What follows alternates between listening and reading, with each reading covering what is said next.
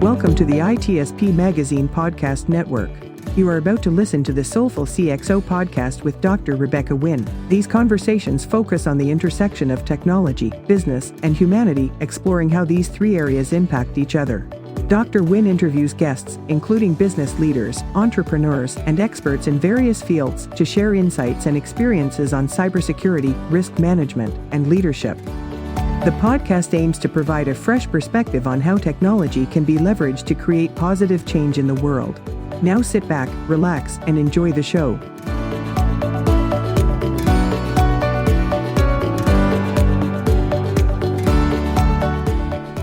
Welcome to the Soulful CXO. I'm your host, Dr. Rebecca Wynn. We are pleased to have with us today Theresa Payton. Theresa is one of the nation's most respected authorities on cybersecurity. A visionary U.S. patent holder in security design, she made history as the first ever female White House Chief Information Officer. Today, she is President and CEO of Fortalice Solutions. Her many awards include the 2019 Woman Cybersecurity Leader of the Year and Cybersecurity Crusader of the Year by CISO Magazine. Business Insider named her one of the top 50 cybersecurity leaders, and in 2021, she was named one of the top 50 women in tech by Award Magazine. Cybersecurity experts named her one of the top 100 most influential people in cybersecurity. She is the author of multiple industry-leading books on IT strategy and cybersecurity, including Privacy in the Age of Big Data, Recognizing Threats, Defending Your Rights, and Protecting Your Family. And her book, Manipulated: Inside the Cyber War to Hijack Elections and Distort the Truth, The Guardian included on the 2022 list of the top 10 books about cybercrime. She frequently appears in the media and starred in the crime series Hunted. Theresa, my friend, welcome to the show. Oh my gosh, Rebecca, I've been looking forward to this. This is like the highlight of my week to spend this time with you. So thanks for inviting me. Oh, great, Theresa. I was thinking about when all of a sudden you get offered the CIO position, the first woman CIO position in the White House. How did you even process that as a leader? How did you even go about processing any of that stuff and then feel confidence in yourself that you could do that role? Yeah, no, it's a great question. And it's funny. I remember, so my parents are both my heroes. They're the epitome of servant style leadership in family, community, in their faith, and at work. And my mom was a Marine Corps brat. My dad was an Air Force and Army brat. My dad's career Marine and then career law enforcement. And they just were incredible examples. And I still remember I came home from work one day and my parents called me on the phone to see how I was doing. And I was really frustrated. And I said, I am so sick and tired of being underestimated. I was in a meeting. I'm the youngest one there.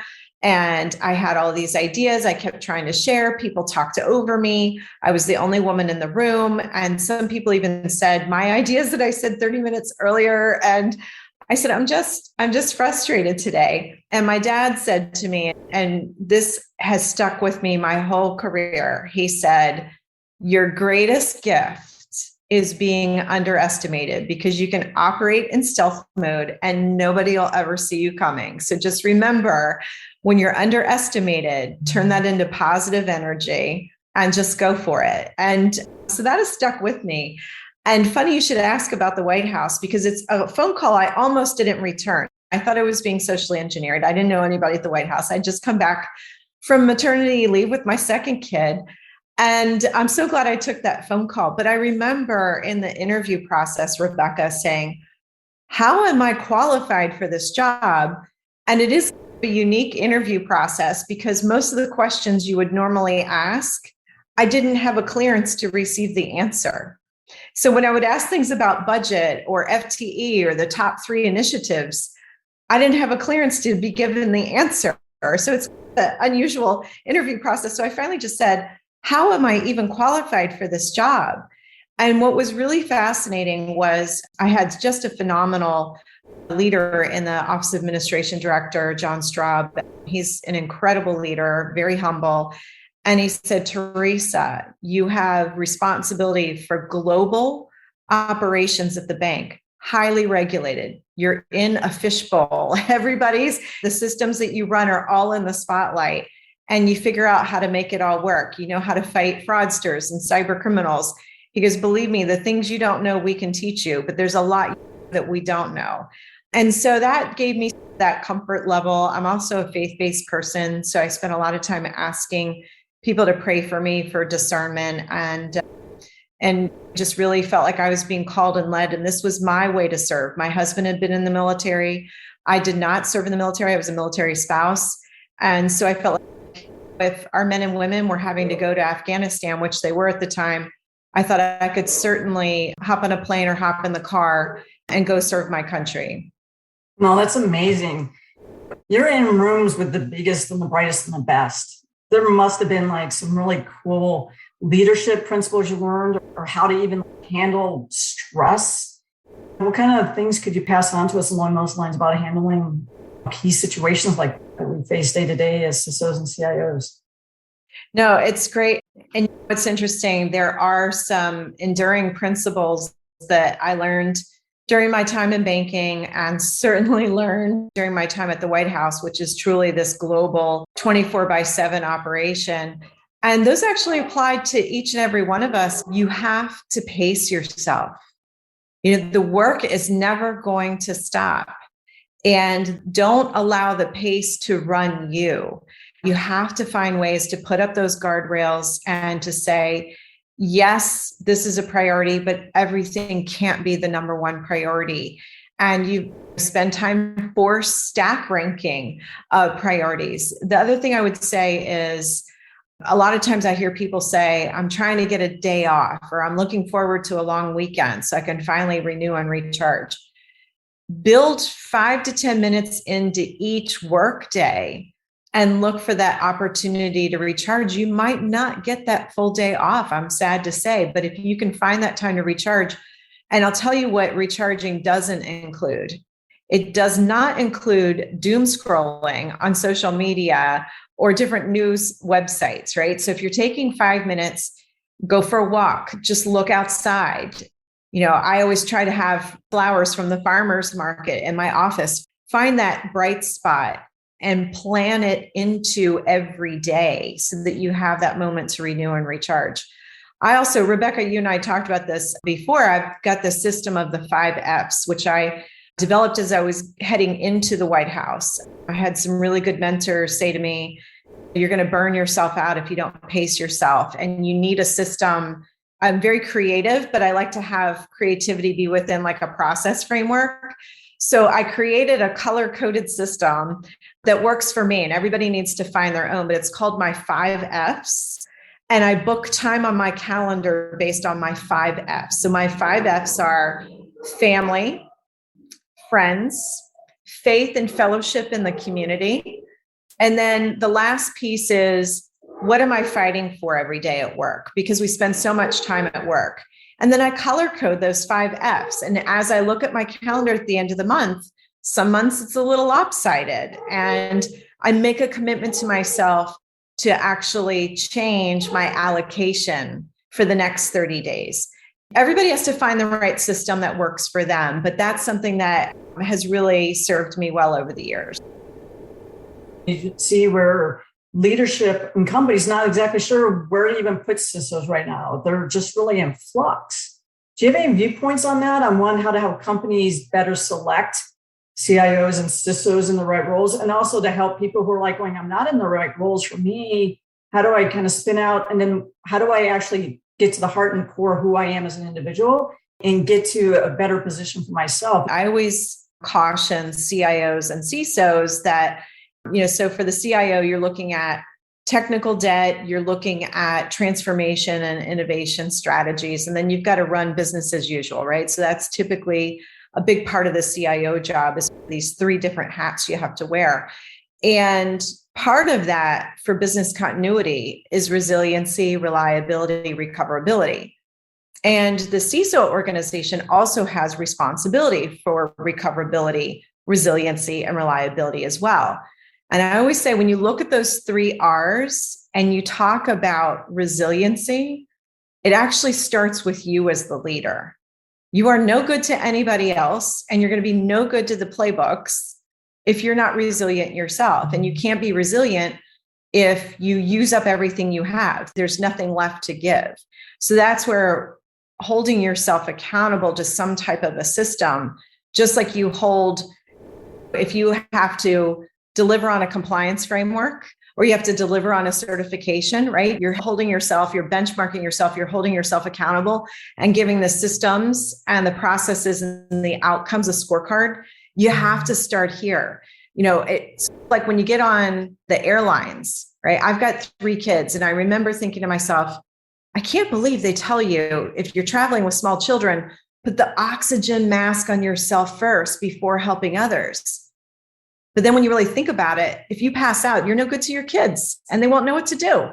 So you have to make sure that resiliency plans start with yourself. And that's healthy sets of patterns and guidelines. Now, I also think that we need to reimagine the CIO and the CISO roles. We're asking people to do superhuman efforts that are just impossible. And so I really think it's right for transformative thinking. So for example, what if there were co-CISO roles, or there were shift CISO roles? What if there were ways to, a lot of organizations don't want to have a top heavy management structure, but maybe that does apply here within CISO and CIO organizations, given the fact that everyone is now a technology company. You just happen to do something else for your revenue model. And everyone is a cybersecurity company, because if you're not, you're going to get hacked and not be resilient and recoverable. And so because of that, how do we think about these teams being more of a 24/7 operation, not just the tools, not just the technology, but actually the people themselves? And we haven't really addressed it that way. Maybe you have a security operations center where you've got shift work, but you don't really have shift work for the leadership team. So we've got to reimagine and transform our thinking there. Those are really great points. And tying back into a point you had earlier, and you talked about prioritization quite a bit. I know that's one thing we do get hit. When you're trying to run global, you're on 24/7, you're getting hit right and left. How do you go about, when you get inundated with so many requests, how do you go about trying to figure out what's your first, as I like to call them? What do you do to try and figure that out? Yeah, it's one of the things. I love to water ski. I don't get to do it nearly enough. And I remember when I was first learning to water ski, it was actually my business partner took us out on his boat, business partner in banking. So my team supported all of the problem, commercial, small business, middle market lending, all of the officers, the loan officers, and the customer relationships. So we supported all of their technology platforms. It was a very stressful job. And if you get something wrong with those platforms, it's really not good for the bank. So our business partner who we supported, he took us out on his boat. And I remember him teaching me how to water ski. And one of the first things he said to me was, you always need to have slack, because you never know when you're going to hit a wake. And if your arms are straight out, when you hit that wake, you're going to take a spill. And so he would be yelling at me from the boat, make sure you keep slack, make sure you keep the slack. And that's the same with the workplace. You have to build in open spaces on your work calendar. And that allows you to, when that thing happens and it comes in and you need to deal with it, that allows you to have that time, to have that slack, to be able to react. I can tell you, it seems like the days that I don't practice that, and I've got everything in 15 and 30-minute increments, that's the day something happens and it's just like unrecoverable. There's something that just becomes urgent, on fire, and I had no slack to make room for it. And it can be done. You just have to plan it. I'll give you another example. We decided in the dog days of summer, we knew to plan for the unplanned. We weren't sure what was going to happen with incident response, with ransomware events, et cetera. And we already had a pretty strenuous level workload of work. So I made the decision that unless a client had an ongoing incident, that every Friday for 9 Fridays in a row, July and August, that our employees would be off. There would be no formal meetings, and that Fridays were a day to renew and recharge in case the next Friday you were on an incident response team. We then we made a commitment to the employees that September and October, Fridays are called Fun Fridays. There are no internal meetings on Fridays unless it's something fun that you want to work on, like a R&D project or a passion project. If you have to have a meeting with a client because it's incident response, you have to do that. But if it's not an incident response and it's a regular meeting, get it done between Monday through Thursday, giving people back desk time to give them slack. And so we're trying to find creative ways to reimagine the work week and give people that flexibility.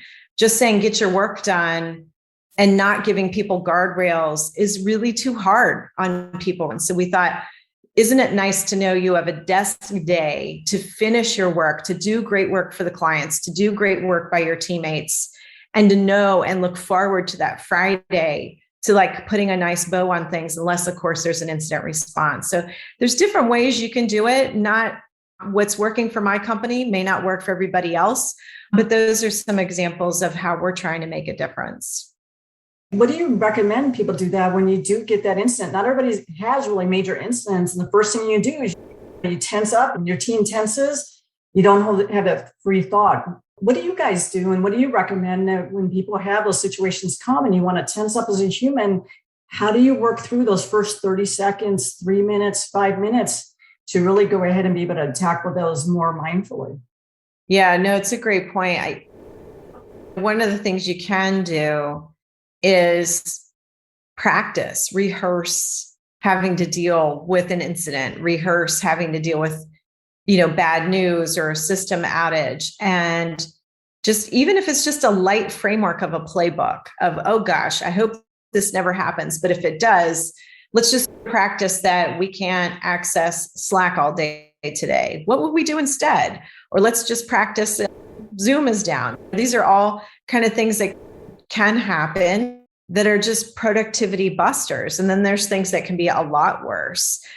I observed when Facebook, Instagram, and WhatsApp were out for about 6 to 6.5 hours, I observed a lot of people saying, for people that we communicate with in Europe, we don't have any other way to get a hold of them. There were also some small to mid-sized businesses. They don't have websites. They have Facebook and Instagram is how they actually sell retail products and do customer service with their clients. So be asking yourself now, can I practice having to respond to some type of an incident that would make my day really challenging? And by practicing, you're going to get that muscle memory so that when you hit any type of an incident, even if it's one you didn't practice, you'll have your own framework of take a deep breath in. Okay, don't forget to exhale and breathe back in again. Okay, now what do we have as a playbook, or what can we do? You're right, Rebecca. Our world is so fast-paced at work and at home. Our home lives, there's a lot going on. We're being bombarded with a lot. And in some cases, some people are still working from home. And so that separation isn't there like it used to be. And so maybe you like not having the commute, but then again, there's work always calling you, even on Sunday. So finding those ways to practice that incident, having a response. Also, think about if you know you have emotional triggers to things, have somebody you know and trust that's a colleague. And maybe you have a certain code with them. And so if they see maybe you're putting yourself into a danger zone in your response, maybe it's a simple word. Maybe they scratch their nose when you're getting a certain way, and only the two of you know what that is. And that may be just enough to help you step back away from the ledge. What do you look at when you're trying to prioritize budgets and you're trying to get more budgets? A lot of times it's hard for us making that business case to grab that. We have a hard time tying that together. And through your years, you've learned how to do that really well. What's some words of wisdoms you can give our audience on how to make the business case and what do we need in technology? Sure. I hope that most people listening to this, Rebecca, the fact that they're just even listening tells me that they probably know this already. playing we have to do it, otherwise compliance and regulatory, or we have to do it because fear, uncertainty, and doubt, that doesn't work as well with the business unit. So you'll get the bare minimum if that is your only strategy. Those are certainly both important. But what I tell CISOs that you need to really do is understand, what business problem is your organization trying to solve? What are the human stories? How do humans, the customers, interact with the technology and to interact with your company?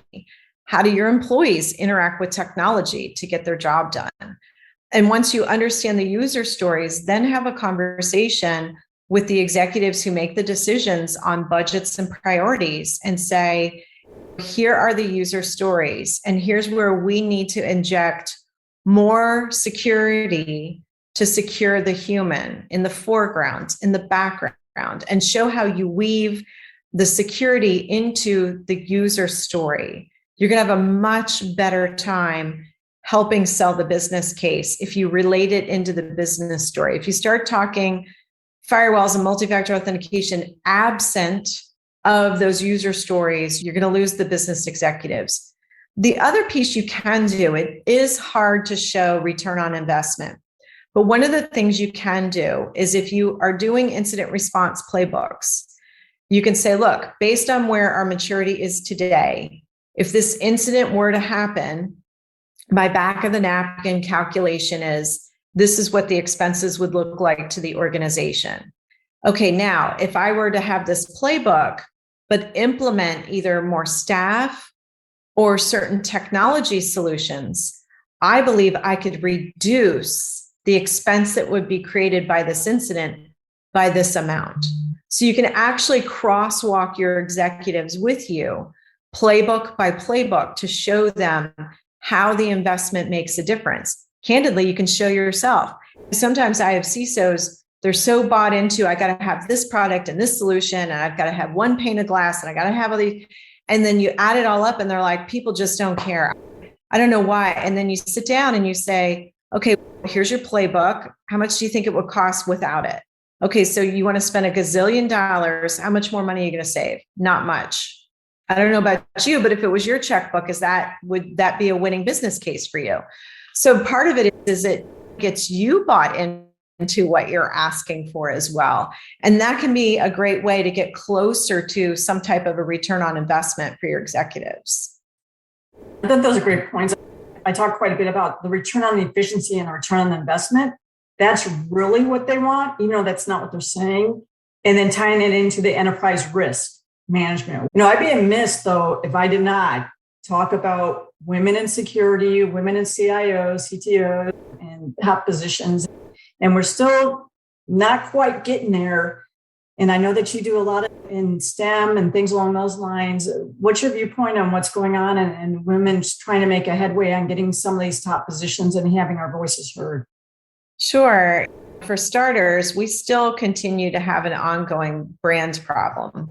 I'll ask people, if somebody says cybercrime, what's the first image people typically think of? And it's usually a man in a hoodie. It's probably bluish green with ones and zeros. And I understand, but it's one of those things where it's hard from a diversity and inclusion standpoint, for underrepresented groups, including females, to really say, I see myself there. Although I've got, half of my closet is hoodies. Who doesn't love a great hoodie? The idea of somebody alone in the dark and it's gloomy and doomy looking is just unappealing. I would say the other thing too is diversity and inclusion isn't just who you hire to be your employees. It's also who do you hire as your consultants and your services providers. And so there continues to be a real challenge where there's a bias towards the big names or a bias towards only certain types of organizations. And I get a little disheartened when I see the leadership teams on the websites, and it's rare to see a truly D&I looking leadership team. And it's not just looks, it's backgrounds. Where did they go to school? Did they skip college because they did something else instead and went straight into the workforce? And so to me, diversity and inclusion, there's gender, But there's also your walk of life. There's your cultural background, your ethnicity. It all makes up for a very rich tapestry. And if we're going to solve the cyber criminal problem and the rising tide of cybercrime, it's going to take new and innovative and creative thinking, which means it's going to take a very rich tapestry of all walks of life, including gender inclusion. So I highly encourage women to seek out both male and female mentors, but I also say don't give up. So if you find culturally things are not rewarding and satisfying for you, reach out to other colleagues in the industry and make sure you align your passions and you're working at the right culture for you. Don't give up on the career in STEM just because you didn't find the right place. Just keep searching and keep networking and reaching out. You will eventually find your calling and your passion in the right place for you where you can thrive. Theresa, as we start to wrap up here, how do people get a hold of you and your company if they want your services, or you personally if they'd like to go ahead and engage you in speaking engagements? What's the best way to do, both of those? Sure. Thank you for that, Rebecca. We have company accounts on LinkedIn, Instagram, Twitter. We have a group. It's for both men and women, a safe space to promote more women in STEM on LinkedIn called Help a Sister Up that you can join. And we tell people, we've seen all kinds of amazing organic things happen there. We've seen people become mentors, become mentees, get jobs, post jobs, share research and information.